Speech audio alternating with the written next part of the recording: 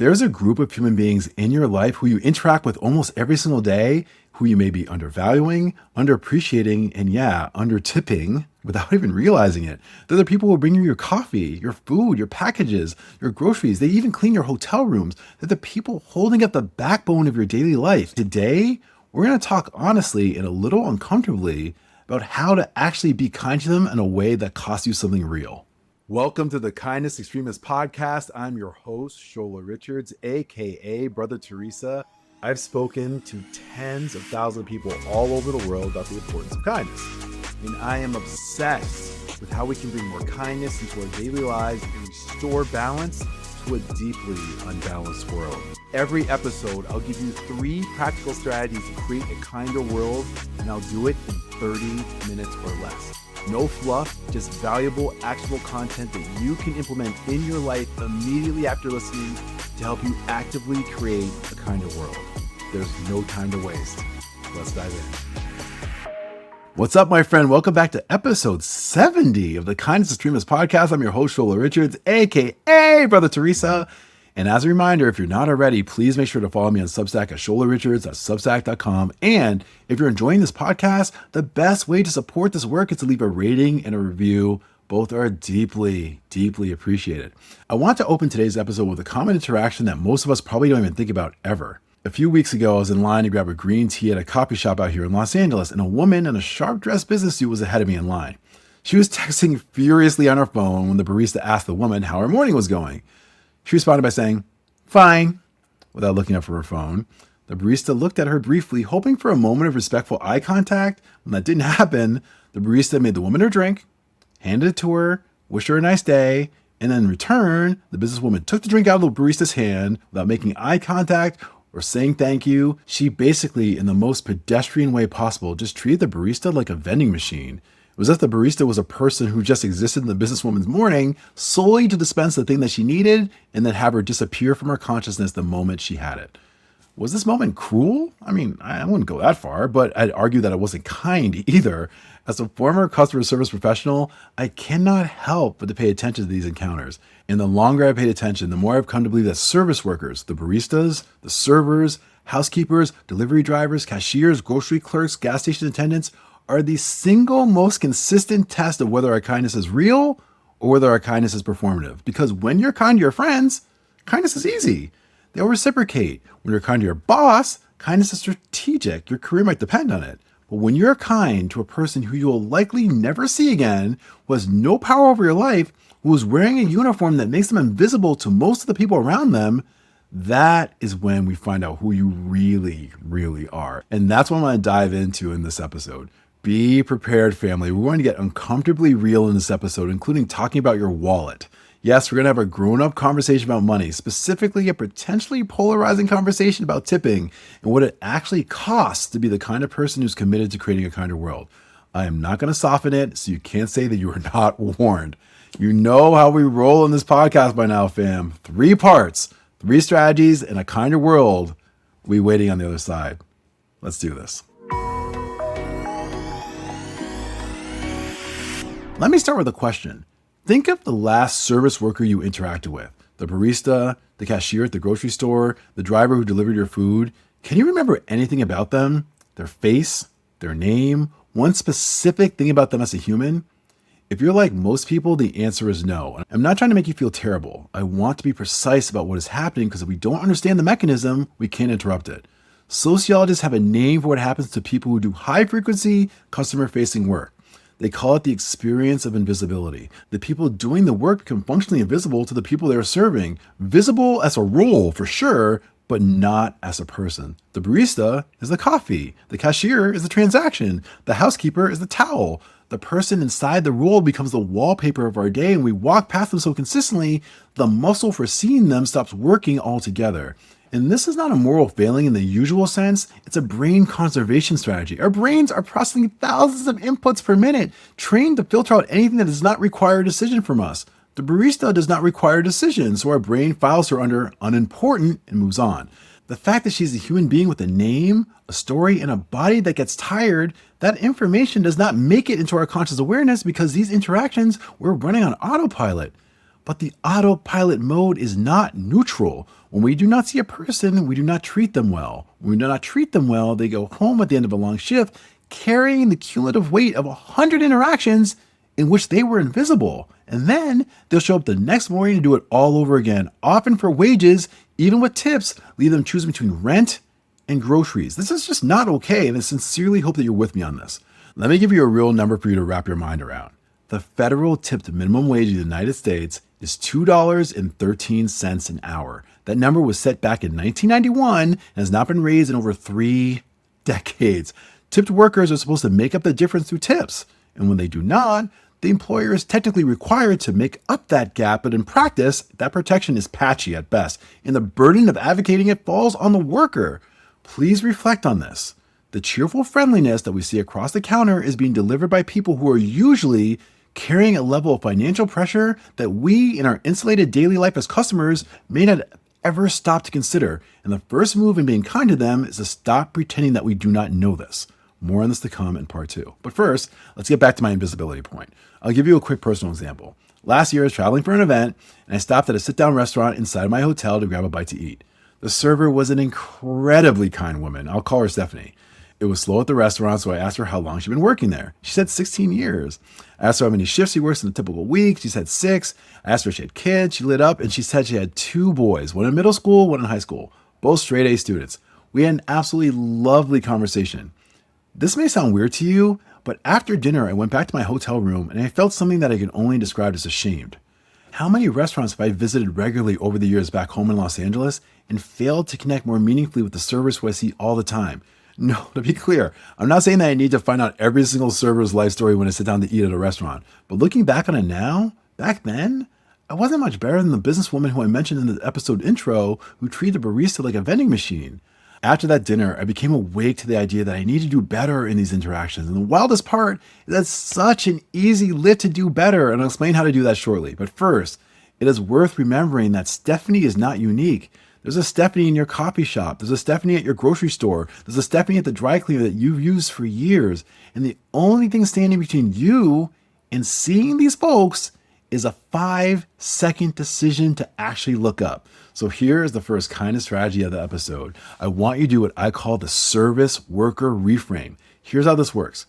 Before any interaction with a service worker, and I mean any, from the grocery store clerk to the rideshare driver to the hotel housekeeper, I want you to do 3 small things in order. First, take a breath and put your phone down. I mean like all the way down, ideally in your pocket or your purse. Second, make eye contact and offer a greeting that uses an actual word, not a grunt. Good morning works. A sincere, hey, how's your day going? That's so much better. And third, if they're wearing a name tag, respectfully use their name when you respond to them. That's it. 3 small moves executed in about 8 seconds every single time. Now, I know what some of you are thinking. Shola, this seems trivial. Saying somebody's name is not going to change their life. You know what? You're right. No single interaction will. But as a former service worker, I will say this.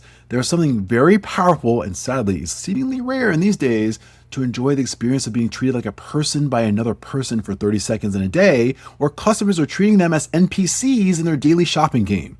This reframe is about doing something basic with intention on repeat till the muscle of seeing these folks as full human beings finally comes back online. And here's the part that'll surprise you. That reframe does not just change the worker's day, it changes yours too. You'll start to feel like you live in a neighborhood even if you live in a city of millions. That is not a small thing. Hey, fellow kindness extremists, it's me, Shola. If you're picking up what I'm putting down, if you're mowing what I'm growing, if you're smelling what I'm stepping in. Okay, I'll stop. If you're enjoying what you're listening to so far, I would love it if you would take a moment to hit the subscribe button and leave a rating and a review. Those incredibly kind acts go so far in helping me to reach as many people as possible who will join the movement to actively create a kinder world. I appreciate you so much, my friend. Okay, let's get back to the episode. All right, it's time now the part of this conversation that I imagine may make some folks uncomfortable. Let's talk about tipping. I want to start by acknowledging something because I'm not interested in pretending that the tipping system is fair. It's not. As mentioned earlier, we've outsourced the wages of an entire class of workers to the discretionary generosity of customers, which is a complete structural failure. Employers should pay living wages. Full stop. Tipping should be a bonus, not a survival mechanism, and I hope you're with me on this. But unfortunately, the system is what it is. The workers in front of you are, in many cases, depending on tips to pay their rent this month. And the question we have to answer is not whether the system is fair. The question is, how are we choosing to show up in response to the system? So I'm going to push back gently on something that I hear all the time from people who consider themselves to be kind. I hear, I don't tip well because the system is broken. I refuse to participate in a system that pays workers below minimum wage. And I want to be respectful, but I also need to say this clearly. That logic does not make a whole lot of sense. It's like refusing to adopt a dog from a shelter because you don't believe in cages. But the dog did not build the cage, and walking away doesn't tear it down, it just leaves her in the cage. The worker in front of you did not build the broken system either, and stiffing them does not hurt the system. It hurts the worker who needs to pay their light bill who's navigating this broken system. Please do not lose sight of this. To hammer this point home, here's what the research actually tells us. Dr. Michael Lin, a professor at the Nolan School of Hotel Administration at Cornell University, has spent over 3 decades studying tipping behavior. It was wild to me when I discovered this, but his extensive body of peer-reviewed work has documented that tipping in the United States is influenced by factors that have almost nothing to do with the actual quality of service. Customers tip based on their own mood, the size of the bill, whether the server matches certain demographic norms, the weather, and the customer's beliefs about their own social status. In other words, the people we tip are not being rewarded based on their effort. They're being rewarded based on how we're feeling that day, which means the worker who served you with grace on a day when you're grumpy is going to get less through no fault of their own. The only correction available to us, and again, I hope you're with me on this, is to stop letting our mood determine someone else's paycheck. If that wasn't enough, I know people who consistently tip 15% on the pre-tax subtotal. They've been doing so since the mid-1990s because that standard was passed down to them from their parents. The problem, and it's a big one, is that clinging to an outdated tipping percentage that they were given over 30 years ago, they're basically giving restaurant servers a pay cut every single year because that outdated standard no longer matches the modern reality. So let me be painfully direct with you.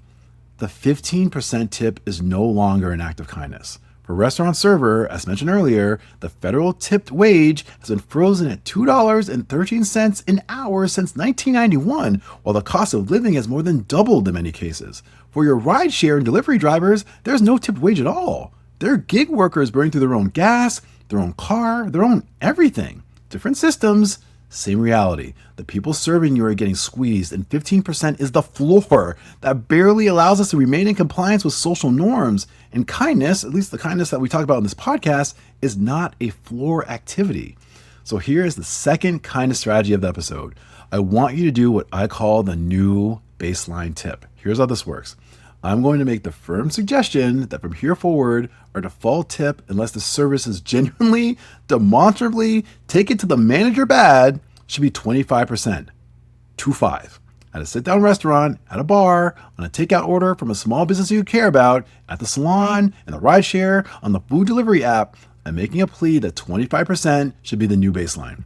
30 is the new, wow, that was a great experience. Okay, before you push back, please hear me out on 3 things. First, this is a suggestion. I'm not asking you to tip beyond your means. As always, you're free to do whatever you want. What I'm kindly asking is to stop thinking as a tip as the optional part of the bill. That's a very important distinction. In our current restaurant system, and hear me when I say this, the tip is part of the actual price of the meal. The wages of the person serving you are inside of that 25%. So when you're deciding whether you should eat out or not, please consider factoring the tip in from the start. Build it into your budget the way you build in tax. That way you're not surprised at the end and your server is not getting shortchanged because the menu price hid the true cost. Second, when you tip, look the person in the eye by name if you know it and say thank you for taking such good care of me tonight. Out loud, with your voice. The tip is the material part. The eye contact and the spoken thank you is the kindness part. You're paying somebody for their labor and you're also returning their dignity. And the dignity is often worth more than the money. Both matter, don't get me wrong, and my argument is that we should not skip either one. And third, and this is for the regulars, if you go to the same place over and over again, tip your people like you mean it. The barista who knows your order, the server who remembers your kid's name, the barber who's been cutting your hair for 10 years, those people are part of your life. Treat them accordingly. The world that they make for you is a world that does not exist by accident. We have talked about seeing service workers as full humans. We've talked about paying them like the labor that they do is worth what they're charging. The third move is the one that almost nobody thinks of, and I would argue that might be the most powerful of all three. Let me set this up by asking you to consider the asymmetry that exists in every service industry. When a customer has a bad experience with a worker, what does that customer do? Come on, you know. They complain, sometimes to the worker directly, often and louder to the worker's manager. They write the angry email. They post the bad review. They tag the company on social media. They make sure the manager knows by name who failed them, and they often demand consequences. That feedback travels up the chain quickly, and it lands in performance reviews. It costs people raises, hours, sometimes their jobs. Now, ask yourself the reverse question. When a customer has a great experience, what do they do? Yep. You guessed it. In most cases, nothing. They might smile. They might say, thank you, that was awesome. They might add an extra dollar to the tip, and they bounce. The manager almost never hears about it. The performance review never reflects it. The worker's consistent excellence, the very thing that made your day a little bit better, disappears into the air the moment you walk out the door. And honestly, that sucks. The asymmetry is hurting working people in a very specific and thankfully a very fixable way. The negative feedback travels up the chain. The positive feedback dies on the floor once you walk out. And if you're the manager of a service team, what you hear about all day is complaints. The workers who are rocking it are stuck in a world where their best work remains invisible even to their own bosses because nobody bothers to make their excellence visible. Let me tell you a story that changed how I think about this. A few years back, I was flying to a speaking gig, and the flight attendant who served my row was extraordinary. There was a passenger across the aisle traveling with a young child who was having a very rough flight, crying, kicking the seat, the whole experience. The mother was visibly stressed and exhausted, understandably. The flight attendant, instead of doing what most of us would do, a sympathetic smile and a quick exit, knelt down by the seat, talked to the kid for about 3 minutes, made him laugh, brought him a snack pack, and stayed for an extra moment to tell the mother that she was doing a great job. Y'all, the mother, who was clearly overwhelmed, literally started crying. The kid calmed down, the whole row exhaled. It was a beautiful moment. As we were deplaning, I passed by her and said, you know what, I just want to let you know that what you did with that family back there was exceptional. She thanked me, looked a little embarrassed, and she went on her way. But I did not stop there. Later that night from my hotel room, I went to the airline's website, I found the customer feedback form, I wrote a 3-paragraph letter, I named the flight attendant by name, the date, the flight number. I described in specific detail what she had done. I hit send. About 2 weeks later, I got an email from the regional manager at the airline. She told me that the flight attendant had been recognized for her excellent service and that they had a formal recognition program for that kind of feedback that actually mattered to the workers standing in the company. How cool is that? Y'all, that letter took me 10 minutes to write, 10 minutes. And it generated actual material consequences for the flight attendant's career. Visibility that her excellence would not have otherwise gotten. 10 minutes from a hotel room while I was watching the Lakers game on TV.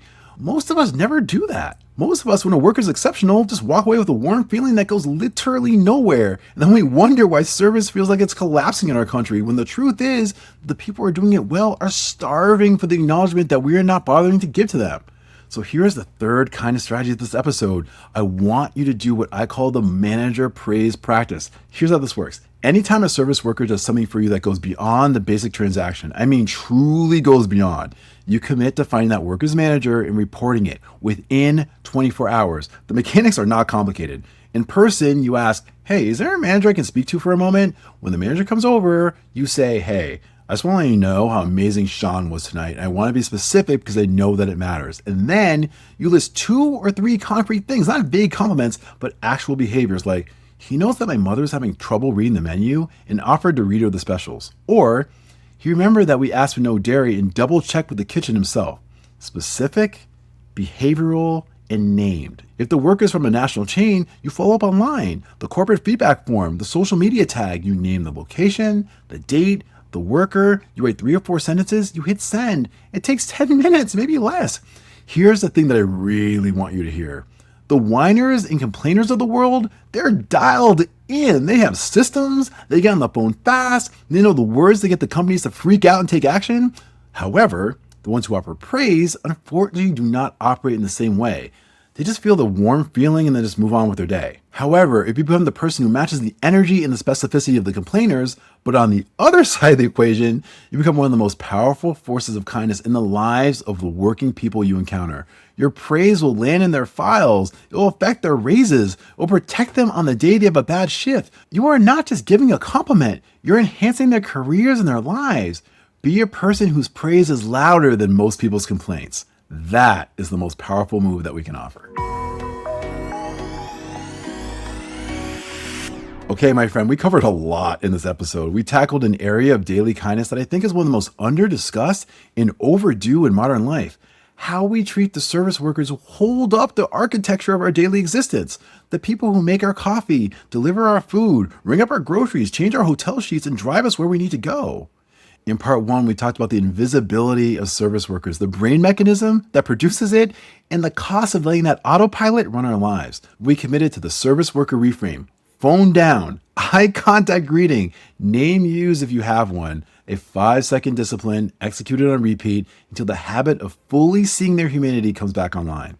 In part two, we had the uncomfortable conversation about tipping, including the reality of a $2.13 federal tip minimum wage that has not moved since 1991, and the research from Dr. Michael Lynn at Cornell showing how the system actually behaves. In response, I suggested the new baseline tip, which ideally is a default 25% tip paired with eye contact and a real spoken thank you.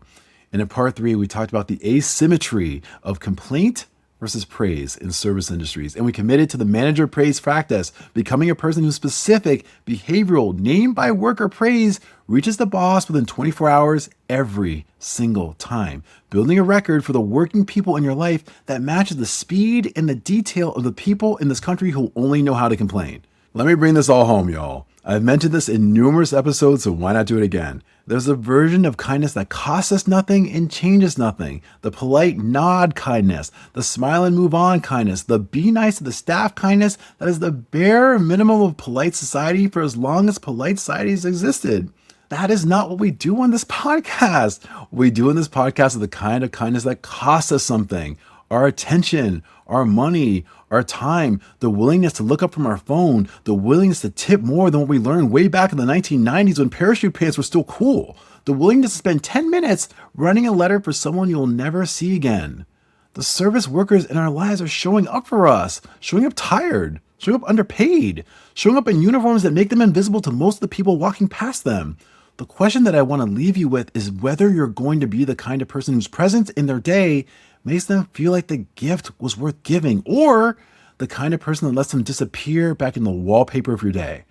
Please be the first kind. They're everywhere. They're right in front of you, and they're waiting patiently for you to finally see them. This is your host, Shola Richards, aka Brother Teresa, and you now know that kindness can't be weak because you just experienced the strength of the Kindness Extremist podcast. Until next time, my friend, the journey to a kinder world continues. Thank you for listening to the Kindness Extremist podcast. I really hope that you enjoyed this episode. And I have one favor to ask you. If you could kindly hit the subscribe button, leave a rating and a review, not only would that be incredibly kind, but by doing so, you're actively playing a role in growing this movement and ideally getting us one step closer to creating a kinder world. I hope to see you next week for another episode of the Kindness Extremist podcast. Bye for now.